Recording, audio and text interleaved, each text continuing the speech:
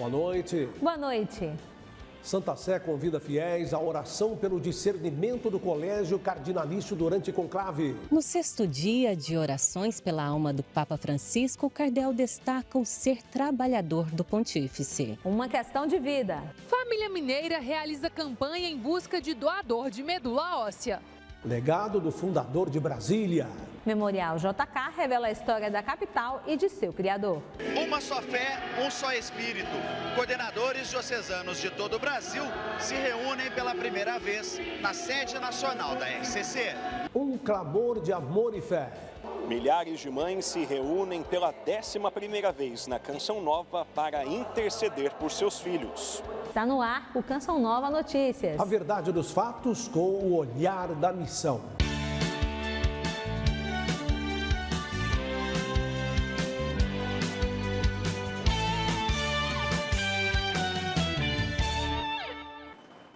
Iniciamos essa edição com um olhar para a Santa Sé, que está convidando os católicos de todos os continentes a uma corrente de oração pedindo luz e sabedoria aos cardeais que, reunidos em conclave a partir da próxima quarta-feira, irão eleger o novo Papa. Hoje, houve uma pausa nos trabalhos do Colégio Cardinalício. Olá, Reinaldo. Dia festivo aqui no Vaticano, São José sendo muito bem celebrado. Olha, na Itália, em virtude do Dia Mundial do Trabalho, manifestações políticas pela manhã pedindo melhores salários e, ao longo do dia, muitos concertos acontecendo aqui em Roma. Quanto aos cardeais e a preparação para o conclave, olha, eles estão todos muito reservados, prudentes. Hoje eu pude encontrar com 3 deles. Crescêncio Sepp, 81 anos, encontrei com Piero Battista Pizzaballa, arcebispo de Jerusalém, e também com Matteo Zuppi, presidente da Conferência Episcopal Italiana. Esses 2 últimos estão entre os papáveis muito mencionados aqui pela imprensa italiana. E todos eles muito cordiais, mas não aceitam falar de assunto qualquer. Sobre ainda essa questão dos cardeais, uma notícia hoje chamou bastante a atenção. É de um cardeal da Bósnia-Herzegovina, o arcebispo de Sarajevo, que tem 79 anos, mas está um pouco enfermo. E, em virtude disso, está sendo preparado um sistema especial para que ele venha, participe do conclave, porque ele quer muito e quer votar, virá acompanhado de médicos e quer votar.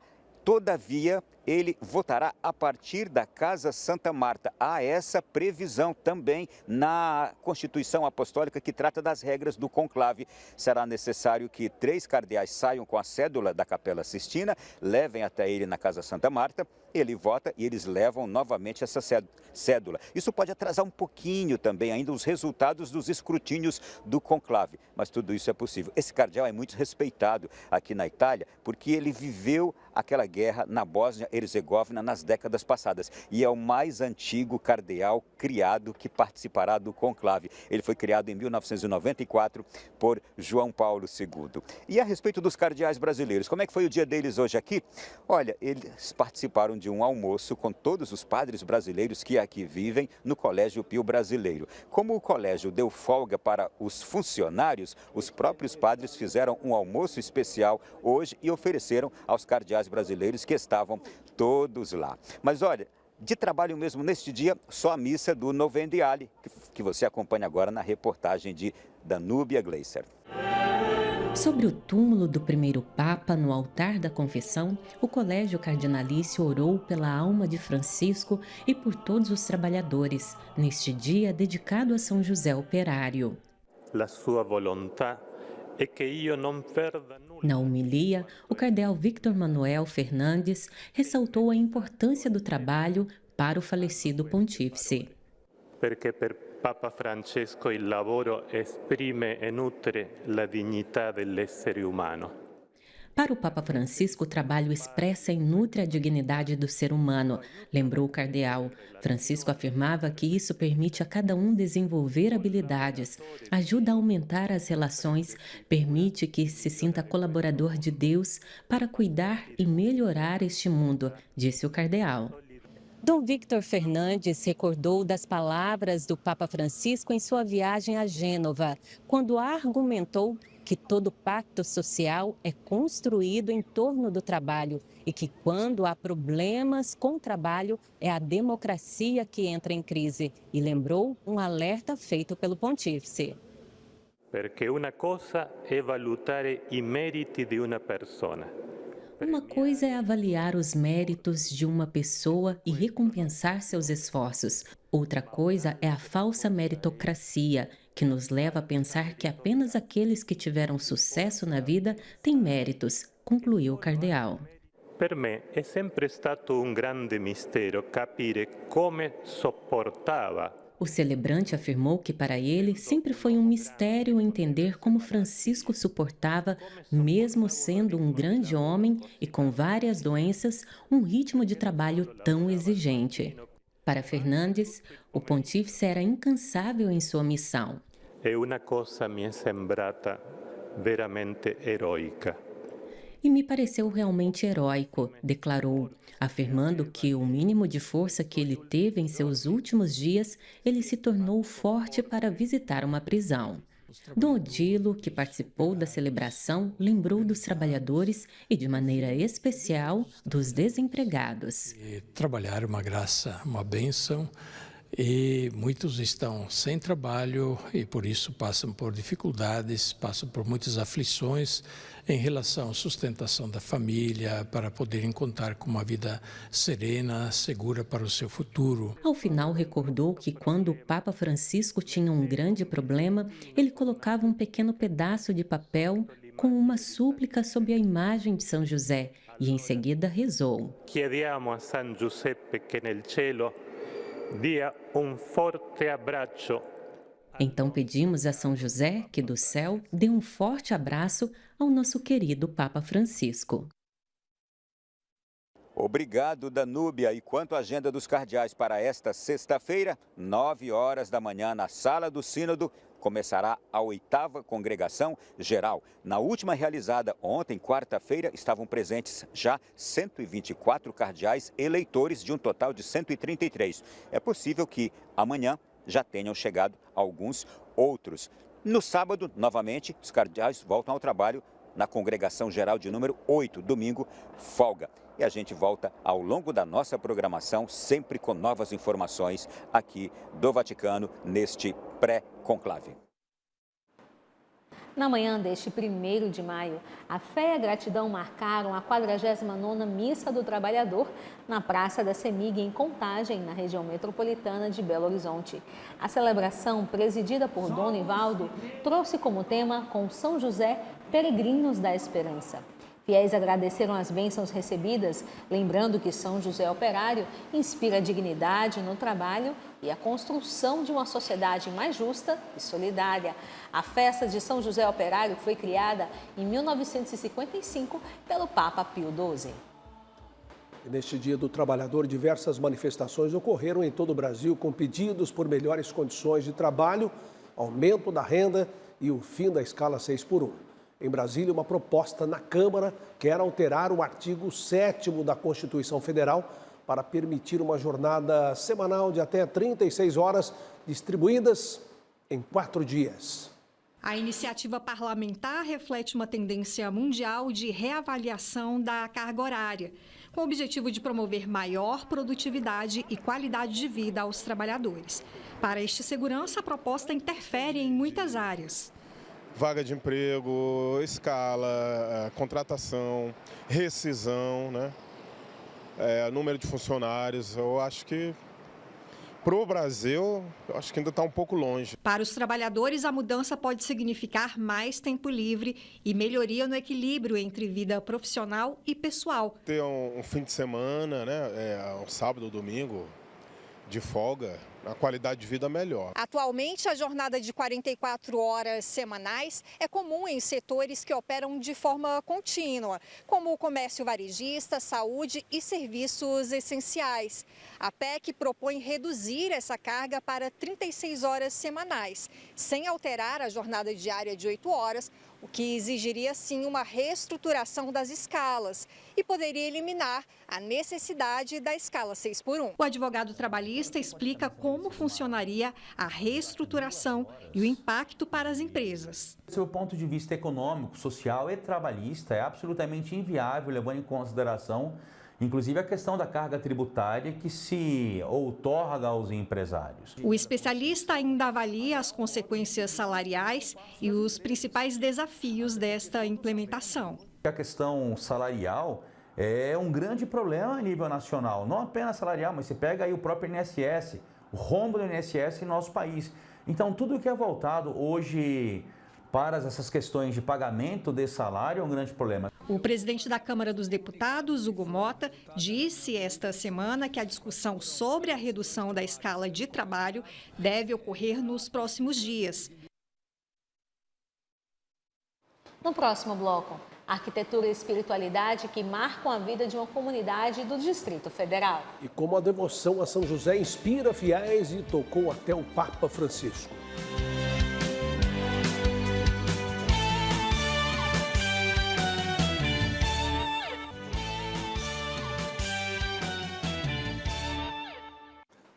Milagres, fé e uma devoção silenciosa que transforma vidas. Nesta reportagem, você vai ver como a intercessão de São José, o padroeiro da igreja e exemplo de pai, tocou o coração de fiéis, inclusive do Papa Francisco.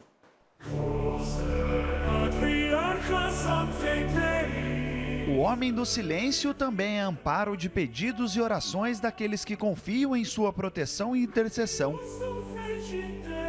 Ederson, que também é José, foi agraciado com a resposta de Deus. Quando eu adquiri meu primeiro carro, esse carro veio dar problema, né?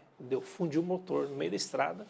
A Maria Luísa tinha meses de idade. No dia que aconteceu, eu falei, São José, valei-me. Dia 19 de março, me recordo bem, 2022, uns amigos me ligaram.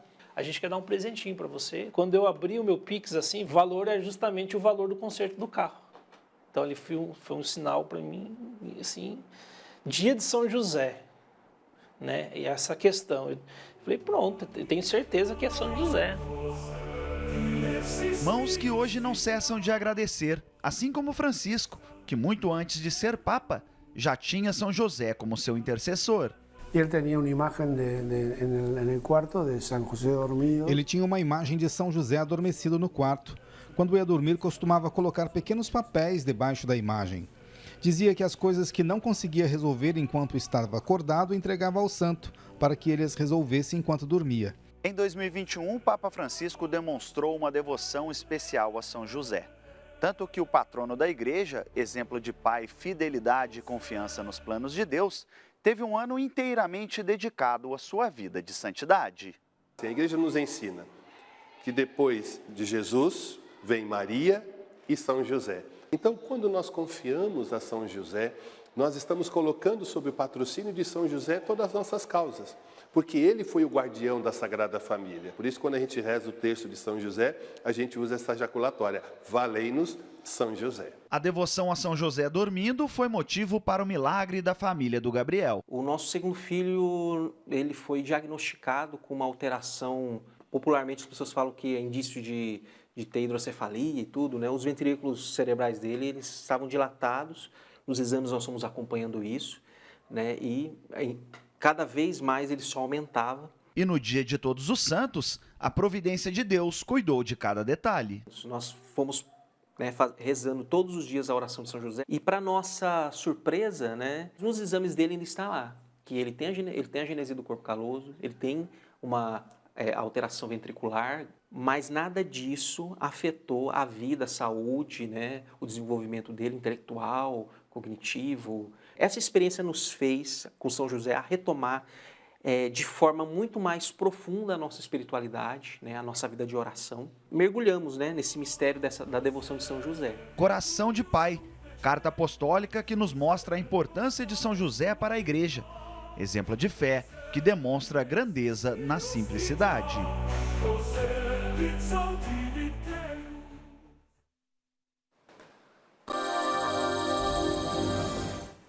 A previsão traz alerta de chuva forte para amanhã. Segundo o Instituto Nacional de Meteorologia, o estado da Bahia será o mais afetado com as chuvas e o avanço de uma frente fria. Há risco de temporal no litoral baiano e os volumes podem ser elevados. A previsão também de pancadas de chuva que atingem o norte do Maranhão e do estado do Piauí. No interior da região nordestina, como se vê nessa área de cor mais clara do mapa, o tempo segue firme e seco. E no outro mapa, em toda essa faixa de cor verde escura, também alerta de temporais no norte do país. É o caso principalmente do Amazonas, Roraima, Pará e parte aqui do Amapá. O risco alto de chuva também atinge o norte e o leste do Mato Grosso, interior de Goiás. E já no Mato Grosso do Sul, Distrito Federal, não chove. Vamos agora ao sul do país, que vai ter aí a sexta-feira de sol e poucas nuvens. E as temperaturas vão começar o dia aqui bem baixas e começam a subir no período da tarde. Na região, previsão de chuva somente aqui para o oeste gaúcho.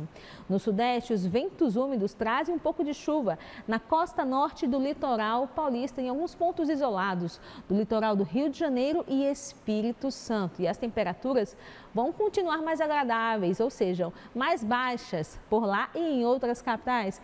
É o caso aqui de Porto Alegre com mínima de 12 graus, Belo Horizonte com 14, a capital paulista com mínima de 15 graus e Campo Grande com mínima de 16 graus. Já tem bastante gente aqui no acampamento Mães que Oram pelos Filhos, mas quem vier ao acampamento na sexta-feira vai encontrar Cachoeira Paulista com dia ensolarado e vai fazer mínima de 15 e máxima de 24 graus. Em Samambaia, no Distrito Federal, a paróquia Santa Luzia é um símbolo de fé, acolhimento e esperança.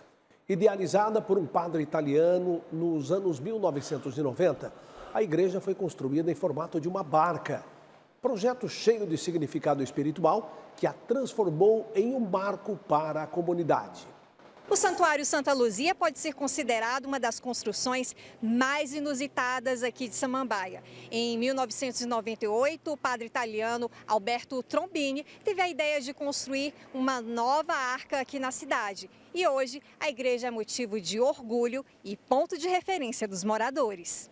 Aqui é a barca. Muito conhecido, muito querido por todo mundo. Quando a obra começou, era um pequeno barraquinho de madeirite. Os paroquianos que chegavam para habitar Samambaia foram testemunhas e agentes fundamentais para tornar aquele navio uma realidade. O padre Alberto, com a sua visão missionária, italiano e cheio de fervor para começar algo da base, ele falou para Dom Falcão que preferia uma comunidade nascente, que fosse nascida da base e de preferência na periferia de Brasília. E tudo lembra mesmo o navio. A porta de entrada, a sacristia, a casa do pároco e, claro, o altar. Olha só o detalhe. Aqui, tem uma miniatura da igreja na luminária.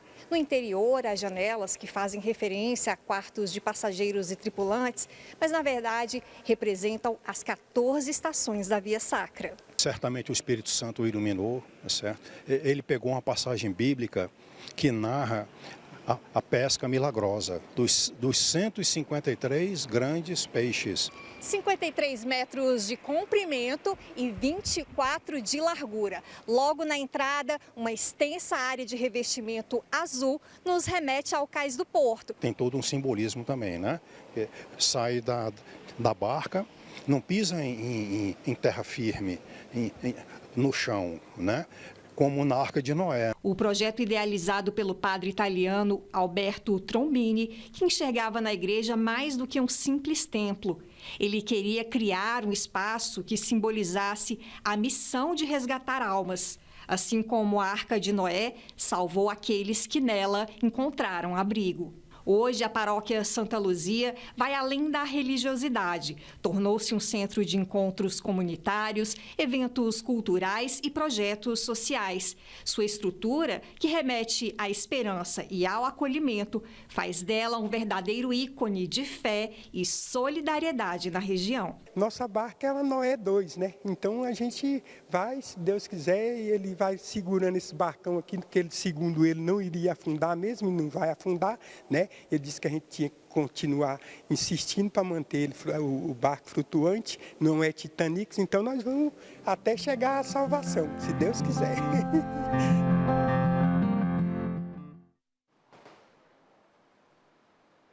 E o deslocamento forçado atinge mais de 120 milhões no mundo.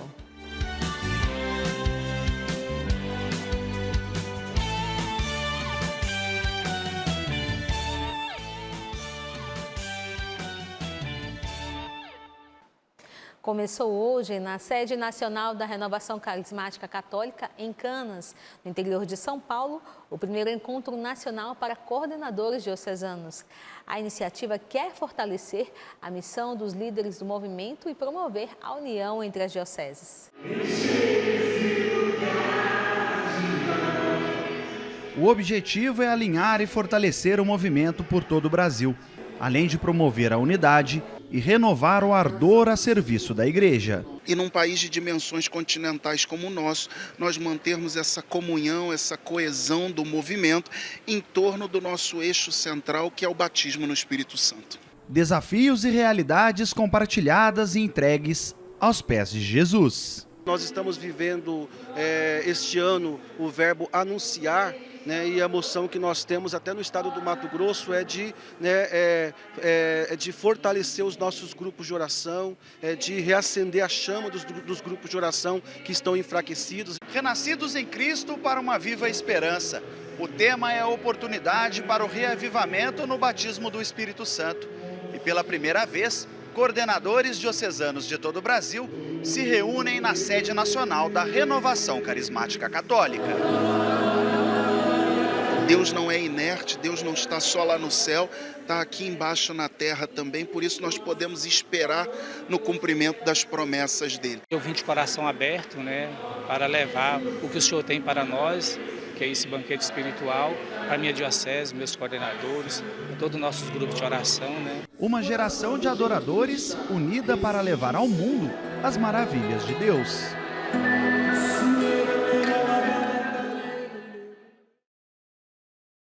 O drama do deslocamento forçado atinge níveis recordes em 2024.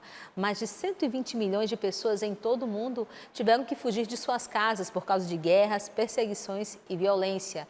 Os dados são da Organização das Nações Unidas. Voz ativa em defesa dos mais vulneráveis, o Papa Francisco se destacou pela solidariedade com os imigrantes, tanto nas palavras quanto nos gestos. Venezuelanos e cubanos são a maioria entre os refugiados no Brasil.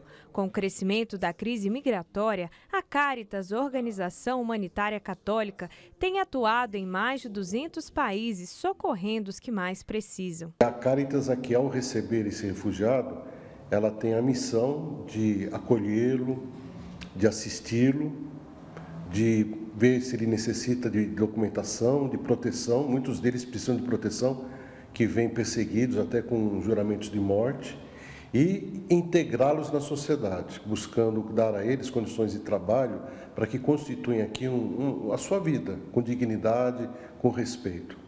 Dados das Nações Unidas para os refugiados revelam um retrato alarmante. Em 2024, 122 milhões de pessoas foram forçadas a se deslocar, fugindo de perseguições, violências e conflitos armados, que transformaram esperança em fuga. E tantas vezes o Papa Francisco deu atenção aos migrantes e refugiados, como na visita à ilha de Lampedusa. Na ocasião, um naufrágio resultou na morte de 368 pessoas. O pontífice prestou apoio e proximidade. Em primeiro lugar, a realidade, que ele ficou impactado com esta realidade de morte. Depois denunciou a globalização da indiferença. E também o lado profético, onde ele comenta, denuncia as novas situações, os novos Herodes que levam famílias a fugir, como a Sagrada Família. Aquela atitude foi marcante e foi praticamente um anúncio para nós todos, para a humanidade, do quanto ele, de fato, colocaria ao longo do seu pontificado essa atenção e essa preocupação com os migrantes e refugiados. A Caritas leva adiante os ensinamentos do Papa e busca dar dignidade aos refugiados. Nós, Caritas, recebemos dele essa força na nossa missão, de sermos realmente fiéis ao Evangelho, atendendo os refugiados que precisam de um olhar carinhoso, de um olhar fraterno. Brasília abriga um espaço especial que preserva a memória de um dos nomes mais importantes da história do Brasil, o Memorial JK. O local guarda documentos, objetos pessoais e registros políticos do ex-presidente Juscelino Kubitschek, idealizador e fundador da capital federal. Na reportagem de hoje, vamos conhecer mais sobre esse patrimônio histórico e cultural.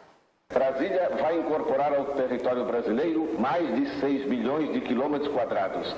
Vamos construir uma nova nação dentro de nossas próprias fronteiras. O presidente Juscelino Kubitschek tinha o desejo que seu exemplo e ideais democráticos não fossem esquecidos e sua memória fosse preservada.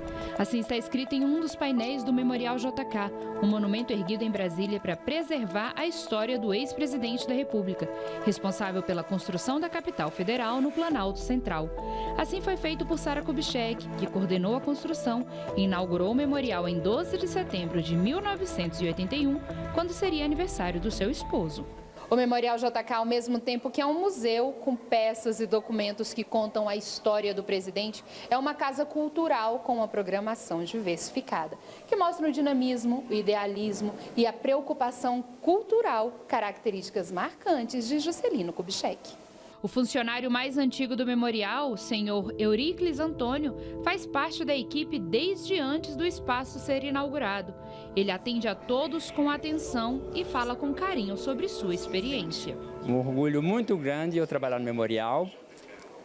Eu agradeço muito a Deus, a dona Ana Cristina Kubitschek, que é a neta do ex-presidente Kubitschek, da dona Sara, eu trabalhar todos esses anos aqui. Estou muito feliz aqui dentro. Hoje o memorial é um dinâmico centro de pesquisa e mantém convênio com o governo do Distrito Federal, o que possibilita o desenvolvimento do projeto Museu Escola, com visitas guiadas, palestras e exposições ricas em detalhes, com recursos audiovisuais modernos. Uma coisa que me chama a atenção, ver um grande número de crianças envolvidas em uma atividade cultural dessa importância. O museu conta ainda com uma sala dedicada à memória de Sara Kubitschek, biblioteca com acervo pessoal e outros objetos do ex-presidente, como a carta escrita à mão pelo próprio Juscelino ao fim do seu mandato, que durou de 1956 a 1961. Aqui também está exposta a última foto de Juscelino, que faleceu em um trágico acidente de carro na rodovia Presidente Dutra, que liga São Paulo ao Rio de Janeiro, em agosto de 1976. Para a gente, no caso de ser de Belo Horizonte, é muito interessante, porque a gente já conhecia dos feitos dele em BH, e quando a gente vem para cá, a gente vê o que ele fez, um acervo muito bem cuidado, um ambiente muito agradável e vale a pena muito conhecer. O Memorial JK hoje é administrado pela neta do ex-presidente e recebe uma média de 300 a 400 crianças por dia, além de turistas do Brasil e do exterior. Toda a exposição tem tradução em braille. A visitação acontece de terça a domingo, de 9 às 18, com uma taxa de R$10. E o espaço conta ainda com café e lojinha de souvenir. A seguir, fé e gratidão.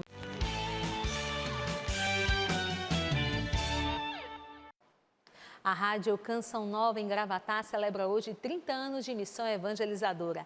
A data, que coincide com a festa de São José Operário, é marcada por um evento já consagrado no Agreste pernambucano, reunindo milhares de fiéis de diversas cidades do estado e de outras regiões. As fotos da década de 90 mostram que para iniciar a primeira missão da Canção Nova no Nordeste foi necessário muita ousadia, determinação e, sobretudo, contar com a divina providência. Mas deu certo, deu tão certo que 3 décadas depois, a missão Canção Nova aqui em Gravatá tem hoje 17 mil metros quadrados, com capacidade para aproximadamente 10 mil pessoas. Hoje, por exemplo, a Chácara São José fica assim, ó. Dia de festa. A programação do maior evento do ano da missão iniciou cedo com pregações e muito louvor. Que eu tive o meu chamado. Então eu celebro 30 anos já Missão Canção Nova, 30 anos já Rádio Canção Nova e 25 anos do meu chamado. Hoje eu estou num misto de sentimentos, muita alegria, muita certeza da vontade de Deus. E olhar para esse povo amado aqui no 1º de maio é de uma graça muito grande.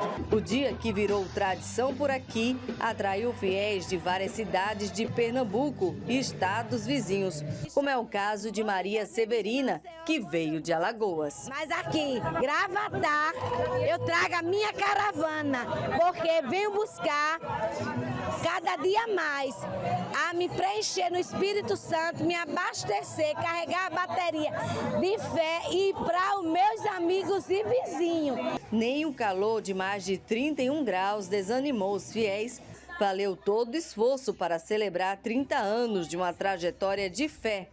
Mas não para por aí. Os projetos de evangelização para o agreste pernambucano continuam. Então eu espero que a partir desse ano também a Canção Nova de Gravatar cresça cada vez mais e deslanche, sempre crescendo e movimentando sempre mais, pensando no povo de Deus. A festa de hoje ficará para sempre na memória deste povo e desses missionários que fazem a experiência de um oásis espiritual bem no coração do Nordeste.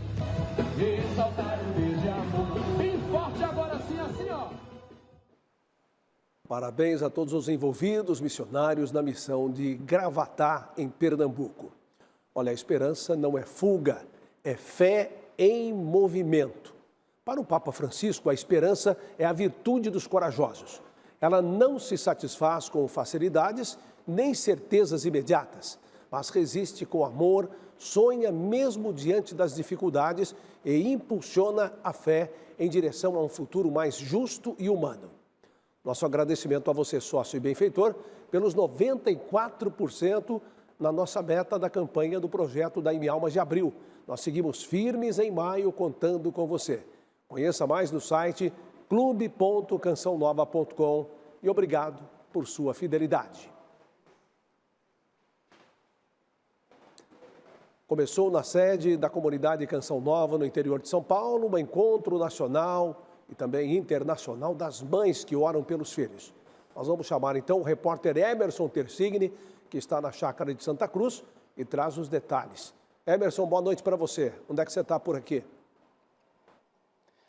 Oi, Mauri, boa noite para você, boa noite para todo mundo que acompanha o Canção Nova Notícias nesta noite de quinta-feira. Eu quero agradecer a todos pela companhia neste momento. Nós falamos aqui direto do Centro de Evangelização da Canção Nova, local de muitas graças e bênçãos, Reinaldo, que foram derramadas hoje para falar a respeito desse dia que foi maravilhoso, que foi o primeiro dia do acampamento Mães que Oram pelos Filhos, quarto encontro nacional, quarto encontro internacional e o 11º nacional. E para falar sobre a programação de amanhã, que será intensa, muitas bênçãos vão acontecer, eu vou conversar agora com a Aline, que é a cofundadora do movimento. Minha amiga, obrigado por aceitar o nosso convite, bem-vinda. Queria que você partilhasse o que terá de bom amanhã. Eu imagino que a programação estará maravilhosa, não é?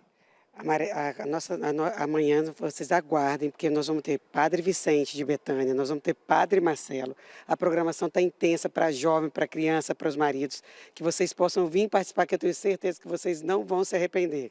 Maravilha, amanhã então Padre Marcelo, vai ter muita gente e... A princípio, a dica que você pode deixar para que as pessoas possam aproveitar esse fim de semana da melhor maneira possível, você pode deixar uma? A primeira dica é para que vocês abram o coração e a segunda é que vocês estejam aqui. Se você está pensando, não pensa, vem, que eu tenho certeza que vocês não vão se arrepender. Abra o coração, porque amanhã tem muita coisa boa para você que é mãe, pai, se você é jovem, se é criança. Eu tenho certeza que vocês vão aproveitar muito o dia aqui na Canção Nova. Perfeito, Aline, obrigado mais uma vez pela sua participação conosco. Tem programação para crianças, jovens, adultos, enfim, para as mães, para os pais, enfim, não vai faltar absolutamente nada aqui na Canção Nova. E a gente se despede chamando a nossa reportagem especial que eu e o cinegrafista Genilson Passetti preparou a respeito deste primeiro dia. Foi algo maravilhoso, a gente confere a partir de agora. De Manaus para a Cachoeira Paulista, ou melhor, a Cidade das Mães. E mudou realmente a minha vida, né? É um processo, né, de conversão. As mães todas juntas, elas intercedem, né? Que nós temos o nosso carisma, que é restaurar as famílias através do poder da oração de intercessão. Esse ano foi um sonho realizado. Aí esse ano eu trouxe a minha filha, trouxe elas duas e o meu primo. Então, assim, é um sonho muito realizado. Ano que vem quero trazer o meu esposo e, se Deus quiser, minha mãe. Então, assim, está sendo muito maravilhoso. Vida interior em tempos de combate. Um povo fortalecido na espiritualidade para enfrentar os desafios do nosso tempo. Eu falo assim, a gente não conhecendo o céu ainda, né? Mas assim, é muito gratificante, muito abençoado a presença do Espírito Santo de estar aqui, sabe? E eu vejo assim, o que eu pude um dia provar, experimentar, eu quero que as pessoas experimentem também. Em 2025, o movimento Mães que Oram pelos Filhos chega ao seu 11º encontro nacional e ao 4º encontro internacional na Canção Nova. E neste ano, há uma novidade. Os pais e os filhos terão a oportunidade de participar de uma programação específica. Por isso a gente decidiu que teria um espaço para os maridos, para os jovens, para as crianças e a mãe. Sabe por quê? Porque o nosso carisma é restaurar as famílias pelo poder da oração. Eu creio que tudo isso vem somar e trazer para a igreja uma resposta àquilo que nos anseia, né? Como chegar aos jovens, como chegar aos pais, né? Como chegar às crianças, um estilo de evangelização que envolva a fé cristã. E assim a gente encerra a edição de hoje do Canção Nova Notícias. Esta é uma festa bonita, um encontro maravilhoso das mães que oram pelos filhos. Assista a seguir ao especial São José, o guardião da Sagrada Família. E eu me despeço por alguns dias, estou saindo de férias para rever a família e descansar. Nos vemos em breve. Bom descanso, boas férias, aproveite bastante, viu, Mauri? Obrigada. Boa noite para você e até amanhã, se Deus quiser.